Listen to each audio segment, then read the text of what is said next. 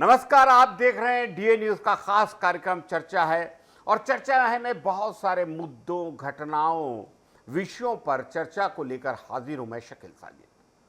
छत्तीसगढ़ की राजधानी Raipur railway station पर जल्द ही बड़ा बदलाव होने जा रहा है। स्टेशन के सामने लगने वाले जाम से राहत दिलाने के लिए यहां की पार्किंग को शिफ्ट किया जा रहा है और ट्रैफिक रूट भी बदला जाएगा।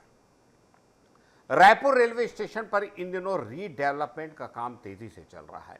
प्लेटफॉर्म नंबर 2 और 3 के बीच तोड़फोड़ की तैयारी शुरू हो गई है। सबसे बड़ा बदलाव पार्किंग को लेकर किया जा रहा है।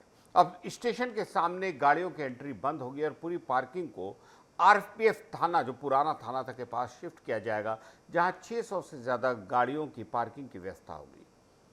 यात्रियों के लिए पीक और ड्रॉप की अलग लेन बनाई जाएगी, जबकि वीआईपी गेट पर बैरिकेडिंग भी की जाएगी। नए ट्रैफिक प्लान के मुताबिक अब गाड़ियां हनुमान मंदिर फाफाडी और फाफाडी चौक होकर गुजरेंगी। स्टेशन के सामने से सीधा रास्ता बंद रहेगा। रेलवे का दावा है कि इस बदलाव से स्टेशन गेट पर लगने वाला जाम कम होगा और ट्रैफिक व्यवस्था बेहतर होगी। हालांकि इसका असर शहर के दूसरे हिस्सों पर भी पड़ेगा। फाफाडी और तेलघानी नाका जैसे इलाकों में ट्रैफिक का दबाव, जो पहले से ही बहुत ज़्यादा बढ़ सकता है और वहाँ के लोगों का कहना है कि ये एक बेमतलब की कवायद है, जिससे यहाँ ट्रैफिक जाम और बढ़ेगा और पूरे इलाके के रहवासियों और व्यवसायों पे बहुत दुष्तर प्रभाव पड़ेंगे। अप्रैल तक ये पार्किंग शिफ्ट कर दी जाएगी, जिससे स्टेशन के सामने ट्रैफिक काफ़ी हद तक नियंत्रित होगा, ऐसा रेलवे का कहना है, अधिकारियों का कहना है। लंबी अवधि में रेलवे मल्टी स्टोरिंग पार्किंग बनाने की भी योजना पर काम कर रहा है, जिससे स्थायी समाधान मिल सके।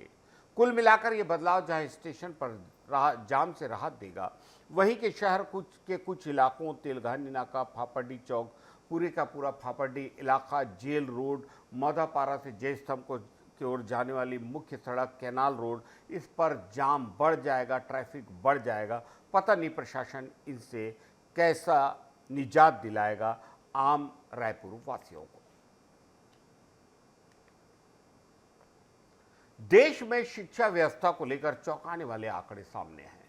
पिछले 10 सालों में जहां हजारों सरकारी स्कूल बंद हुए हैं, वहीं निजी स्कूलों की संख्या में तेजी से बढ़ोतरी हुई है।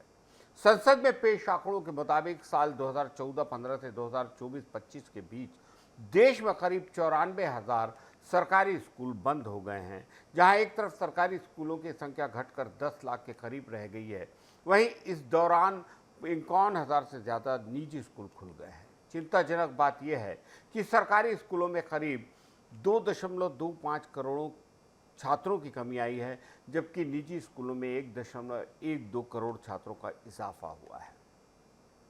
आंकड़े ये भी बताते हैं कि देश में करीब 1.12 करोड़ बच्चे अब भी स्कूल के सिस्टम से बाहर हैं। अगर आबादी के हिसाब से देखें तो हालत और गंभीर है। पिछले दशक में हर 5वां बच्चा स्कूल से बाहर रह गया। स्कूल बंद होने का सबसे ज़्यादा असर उत्तर और पूर्वी भारत में देखने को मिला, लेकिन जबकि दक्षिणी राज्यों में बेहतर स्थिति है। विशेषज्ञों का कहना है कि आधा से ज़्यादा बच्चे जो इस सरकारी स्कूल छोड़ रहे हैं, वे निजी स्कूलों की ओर जा रहे हैं, जो हमारी सरकारी स्कूलों की दुर्दशा को दर्शाता है। जब देश एक वोटर के लिए दूर दराज में पोलिंग बूथ बना सकता है, तो एक बच्चे के लिए या कुछ बच्चों के लिए आसपास स्कूल क्यों नहीं चला सकता? इसके लिए ठोस नीति बनानी होगी। बढ़ती आबादी और घटते सरकारी स्कूल शिक्षा व्यवस्था के लिए सबसे बड़ी चुनौती है। दुर्भाग्य यह है कि आने वाले राज्यों में 5 राज्यों में चुनाव है, लेकिन शिक्षा को लेकर किसी भी दल ने किसी भी राज्य में किसी भी तरह का कोई वादा नहीं किया है। शिक्षा व्यवस्था को लेकर कोई इंतजाम की बात नहीं कही है किसी भी राजनीतिक दल ने। सरकार की तो बात ही छोड़िए। सवाल साफ है कि क्या देश में शिक्षा का बोझ अब सरकारी स्कूलों से हटकर धीरे धीरे निजी क्षेत्र में शिफ्ट हो रहा है? अगर ऐसा होता है तो गरीब लोगों को, कमज़ोर लोगों को, समाज के पिछड़े और निचले तबके के बच्चों को आने वाले दिनों में और ज़्यादा तालीम से, शिक्षा से महरूम रहना पड़ेगा, और जो एक मजबूत देश के लिए खराब निशानी है। राजधानी रायपुर से एक बड़ी खबर, जहां पुलिस की लापरवाही सामने आई। चलती गाड़ी से 3 नाबालिग आरोपी कूदकर फरार हो गए। फिलहाल एक को पकड़ लिया गया है जबकि 2 अभी भी फरार हैं। मामला उरला थाना क्षेत्र का, जहां चोरी के आरोप में 3 नाबालिगों को गिरफ्तार किया गया था। तीनों को पूछताछ के बाद बाल न्यायालय ले जाया जा रहा था। इसी दौरान वीर गांव इलाके में शुभम मार्ट के पास अचानक तीनों ने चलती गाड़ी से छलांग लगा दी। ड्राइवर ने तुरंत गाड़ी रोकी और पुलिस कर्मियों ने पीछा किया, लेकिन आरोपी गलियों में घुसकर भाग निकले। पुलिस एक नाबालिग को पकड़ने में सफल रही, जबकि 2 आरोपी अब भी फरार हैं। उनकी तलाश जारी है।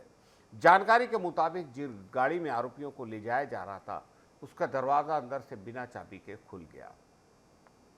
इसी का फायदा उठाकर तीनों फरार हुए। तीनों आरोपी 16 से 17 साल के बताए जा रहे हैं और दुर्गानगर व बीरगांव क्षेत्र के रहने वाले हैं। इस घटना ने पुलिस के सुरक्षा इंतजाम पर भी सवाल खड़े किए हैं। गौरतलब है कि हाल ही में अस्पताल और कोर्ट से भी आरोपी फरार होने के मामले सामने आ रहे हैं, जिससे सुरक्षा व्यवस्था पर लगातार सवाल उठ रहे हैं। फिलहाल पुलिस फरार नाबालिगों की तलाश में जुटी है, लेकिन इस घटना ने सुरक्षा में बड़ी चूक को उजागर किया है। जी हां, छत्तीसगढ़ के कोंडागांव जिले से एक बेहद अनोखी शादी की सनसनी फैली हुई है। इसने सबको हैरान कर दिया है। यहां के बेल गांव में रहने वाले हितेश यादव नाम के एक नौजवान ने एक ही मंडप में, जी हां, एक ही मंडप में 2 लड़कियों के साथ 7 फेरे लिए। ये शादी पूरे इलाके में छत्तीसगढ़ में चर्चा का विषय बनी हुई है, क्योंकि आमतौर पर ऐसी शादियां देखने को ही नहीं मिलती। सबसे हैरान करने वाली बात यह कि शादी के लिए दूल्हा और दोनों दुल्हनों के परिवार पूरी तरह राजी थे। इस अनोखी प्रेम कहानी की शुरुआत कुछ वक्त पहले हुई। हितेश का फूलबती और यामिनी दोनों ही लड़कियों के साथ प्रेम संबंध था। बताया जा रहा है कि हितेश ने पहले फूलबती को शादी के लिए पूछा था, लेकिन तब उसने मना कर दिया। उसके बाद हितेश ने यामिनी के सामने शादी का प्रस्ताव रखा और वो मान गई। कुछ वक्त बाद फूलबती भी शादी के लिए तैयार हो गई। जब ये स्थिति बनी तो तीनों के परिवारों ने आपस में बैठकर बात की और झगड़ा करने की बजाय, जी हाँ, ख्याल कीजिए, ध्यान दीजिए, झगड़ा करने की बजाय आपसी सहमति से इस अनोखे विवाह का फैसला लिया। शादी की रस्में भी काफी अलग तरीके से निभाई गई। अक्सर दूल्हा बारात लेकर दुल्हन के घर जाता है, लेकिन यहाँ दोनों दुल्हनों के परिवार बारात लेकर दूल्हे के घर पहुंचे। गांव के लोगों और समाज के बीच पूरे रीति रिवाजों के साथ हितेश ने फूलबती और यामिनी दोनों के साथ शादी की। इस दौरान वहां मौजूद लोगों ने भी इस फैसले का स्वागत किया और पूरा माहौल खुशियों भरा रहा। अब इस शादी की तस्वीरें और वीडियो सोशल मीडिया पर जमकर वायरल हो रहे हैं। लोग इस पर अलग अलग तरह की प्रतिक्रियाएं दे रहे हैं। कुछ लोग इसे समाज के लिए नया, अजीब, बुरा मान रहे हैं, तो कुछ परिवार, कुछ लोग आपसी समझदारी की तारीफ कर रहे हैं। फिलहाल ये त्रिकोणीय विवाह कोंडागांव ही नहीं बल्कि पूरे प्रदेश में कौतूहल का और कानून के हिसाब से लीगल या नहीं, इसका विषय बना हुआ है। रायपुर राजधानी में नगर निगम ने उन लोगों पर शिकंजा कसना शुरू कर दिया है जो लंबे वक्त से अपना प्रॉपर्टी टैक्स नहीं भर रहे थे, और ये जरूरी है। निगम की टीम ने शहर के जोन 10 इलाके में एक बड़ा अभियान चलाया और टैक्स न पटाने वाले 14 बकायेदारों के खिलाफ सख्त कदम उठाए। इस कार्रवाई के दौरान 9 कमर्शियल कॉम्प्लेक्स यानी व्यावसायिक परिसरों को पूरी तरह सील कर दिया गया, जिससे व्यापारियों में हड़कंप मच गया है। नगर निगम के कमिश्नर विश्वदीप के आदेश पर यह पूरी कार्रवाई जोन कमिश्नर मोनेश्वर शर्मा की देखरेख में हुई। टीम ने शहर के रानी दुर्गावती, डॉक्टर राजेंद्र प्रसाद, बाबू जगजीवन राम, रविन्द्रनाथ टैगोर और लेफ्टिनेंट अरविंद दीक्षित वार्डों का दौरा किया। निगम अधिकारियों का कहना है कि इन दुकानदारों और मकान मालिकों पर सालों से टैक्स बकाया था। कार्रवाई से पहले सभी को बाकायदा बिल भेजे गए थे, नोटिस दिया गया था और आखिरी चेतावनी भी दी गई थी। लेकिन जब किसी ने पैसा जमा नहीं किया तो टीम ने मौके पर पहुंचकर दुकानों और दफ्तरों पर ताले लटका दिए। कार्रवाई के दौरान कुछ दुकानदारों ने मोहलत की मांग भी की। पंचूराम साहू और लच्छूराम साहू जैसे कुछ लोगों ने 24 घंटे का वक्त मांगा, जिसे अधिकारियों ने मान लिया।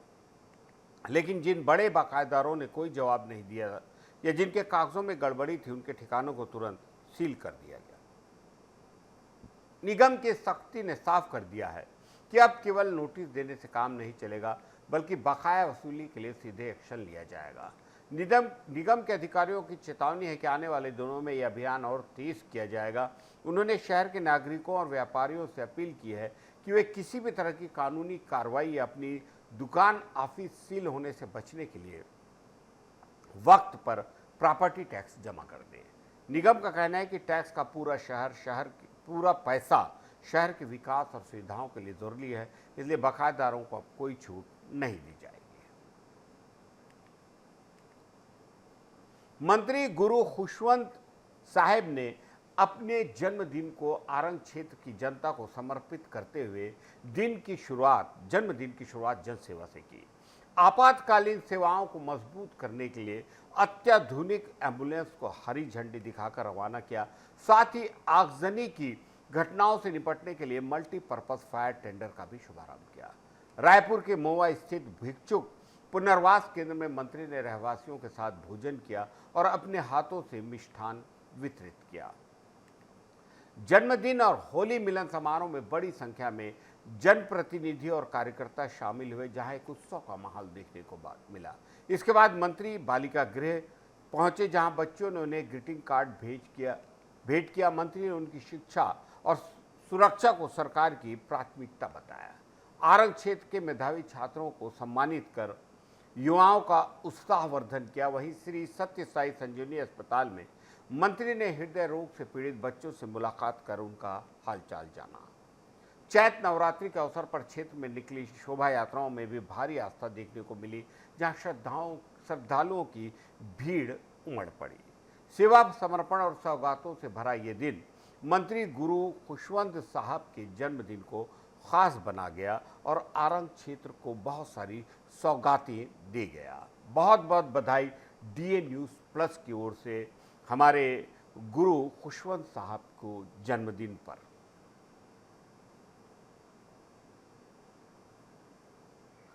आज की चर्चा में इतना ही। इजाजत दीजिए शकील साजिद को। नमस्कार।